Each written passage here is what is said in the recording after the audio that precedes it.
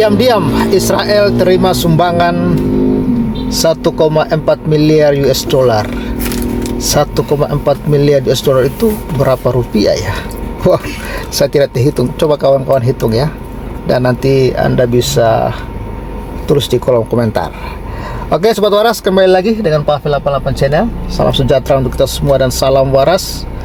Yesus Kristus dialah Tuhan dan Juru Selamat. Percayalah kepadanya supaya engkau tidak binasa karena segala dosa-dosamu. Hanya Yesus yang sanggup bebaskan Anda dari dosa, kutuk dan maut, dan memberikan kepada Anda hidup yang kekal. Amin. Ingat, di luar Yesus Anda pasti binasa. Ya, kita kembali ke topik kita, kawan-kawan. Rupanya Israel ini bukan semakin miskin, tapi justru di tengah-tengah peperangan yang ada, Israel itu justru semakin makmur, semakin kaya. Bahkan diam-diam ya, Israel itu terima sumbangan 1,4 miliar US dollar. Ya, bandingkan dengan Palestina yang penggalangan dana dari seluruh dunia Muslim. Saya nggak tahu sampai sekarang berapa yang terkumpul dan berapa yang sudah masuk ke Palestina. Tapi Israel tanpa ada kotak-kotak donasi di jalan-jalan, kok sumbangannya sudah mencapai 1,4 miliar US dollar. Berapa rupiah kah itu, kawan-kawan? Berapa triliun itu kira-kira ya? Ya, kalau dirupiahkan.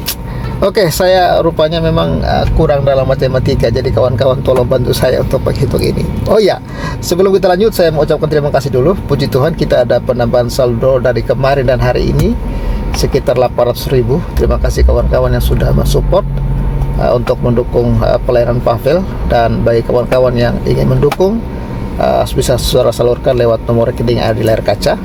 Dan nanti update pembangunan rumah ibadah akan saya taruh di akhir video ya. Oke, kita lanjut kawan-kawan. Ini dia dimuat oleh CNBC Indonesia. Diam-diam Israel terima sumbangan 1,4 miliar US dollar. Ini Jakarta, CNBC Indonesia.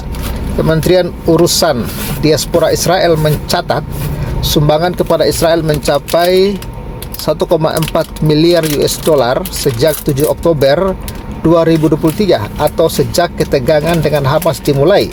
Sumbangan ini berasal dari puluhan ribu sukarelawan di Israel yang memberikan uang tunai ke lembaga pemerintah dari 350 organisasi nirlaba. Wow, ini ternyata dana ini datangnya dari masyarakat Israel sendiri, kawan-kawan ya. Upaya yang belum pernah terjadi sebelumnya oleh komunitas Yahudi di seluruh dunia untuk mendukung Israel, kata kementerian tersebut dalam laporannya dilansir dari Times of Israel, dikutip pada Jumat 12 bulan 4 2024. Jadi walaupun produk-produk yang katanya terafiliasi dengan Israel diboikot, ya rupanya tidak membuat Israel semakin miskin ya. Justru banyak sekali orang-orang Israel bahkan yang tersebar di seluruh dunia memberikan support kepada Israel dalam melawan Hamas ya. Jumlah sumbangan saat ini lebih besar daripada jumlah yang diberikan orang-orang Yahudi Amerika kepada Israel sebagai respon terhadap perang 6 hari pada tahun 1967. Ini perhitungan sebelumnya yang diterbitkan oleh Universitas Haifa pada bulan Desember menyebutkan totalnya mencapai 1, miliar dolar pada bulan pertama perang. Sekitar setengah dari total donasi tersebut dikumpulkan oleh Federasi Yahudi Amerika Utara dan 146 organisasi anggotanya. Panitia yang mendistribusikan uang tersebut begitu ya melimpah dengan sumbangan sehingga mereka tidak harus menolak permintaan dari Badan Amal Israel selama mereka memenuhi kriteria tertentu. Diperkirakan 58.000 orang terbang ke Israel untuk menjadi sukarelawan dalam dinas militer, pekerjaan, pertanian, dan bekerja dengan organisasi yang mendukung para korban dan pengungsi 7 Oktober dari masyarakat sekitar jalur Gaza. Selain sumbangan tersebut, pemerintah Israel juga berhasil meminjam 1,7 miliar dolar melalui penjualan obligasi Israel. Wah, bahkan mereka masih bisa meminjam ini ya 1,7 miliar dolar ya. Sekitar 300 juta dari jumlah tersebut berasal dari pemerintah negara bagian dan lokal Amerika, khususnya di Florida. Obligasi tersebut terjual lebih cepat dibandingkan periode biasanya, dengan banyak investor yang secara terbuka menyatakan keinginan mereka untuk mendukung Israel ya. Laporan tersebut mengatakan investor memilih obligasi Israel meskipun tingkat pengembalian obligasi tersebut relatif kecil dibandingkan dengan investasi lain yang saat ini tersedia di pasar. Ini ya, semua informasi dalam laporan ini berasal dari sumber publik, ditugaskan oleh kementerian untuk melakukan penelitian untuk laporan tersebut. Ya, DNA IDEA,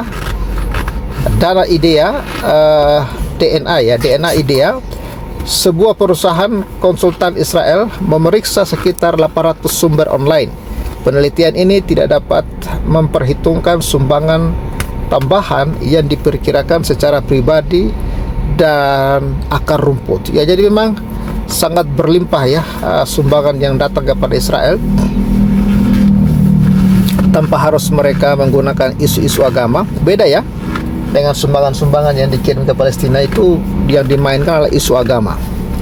Isu agama, dan yang dimainkan adalah surga, ya, pahala surga. Ya, bukan hanya itu kawan-kawan ya, bahkan donasi itu disebar ya di lampu-lampu merah, di pinggir-pinggir jalan.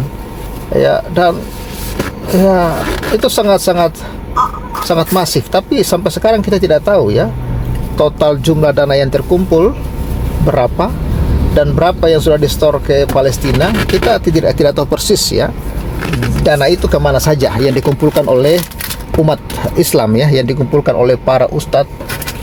Tidak tahu berapa yang terkumpul. Saya belum mendengarkan informasi. Tapi Israel kawan-kawan, secara diam-diam tanpa menggunakan isu-isu agama tertentu, mereka diam-diam sudah menerima sumbangan 1,4 miliar US dollar ya. Ini kalau dirupiahkan dengan 16.000 ini ya, berapa itu kawan-kawan ya?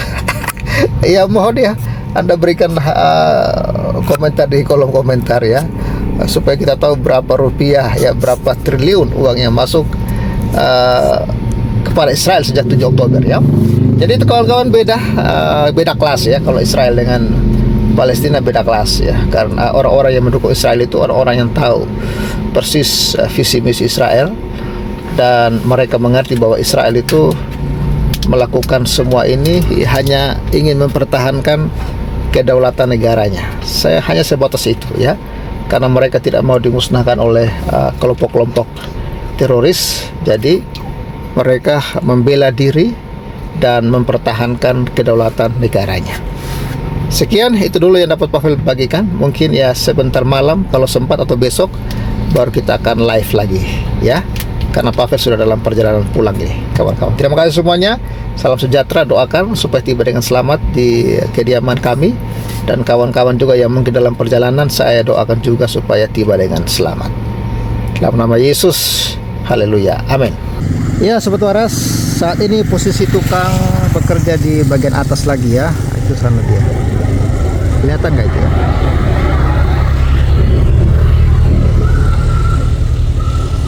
Iya, ini update hari ini. Jadi tiang-tiang sudah kelar semua di acian, cor slop tengah juga sudah selesai ya, tinggal bagian atas sedang dikerjakan. Terima kasih ya Sobat Waras untuk supportnya. Ini campuran semen.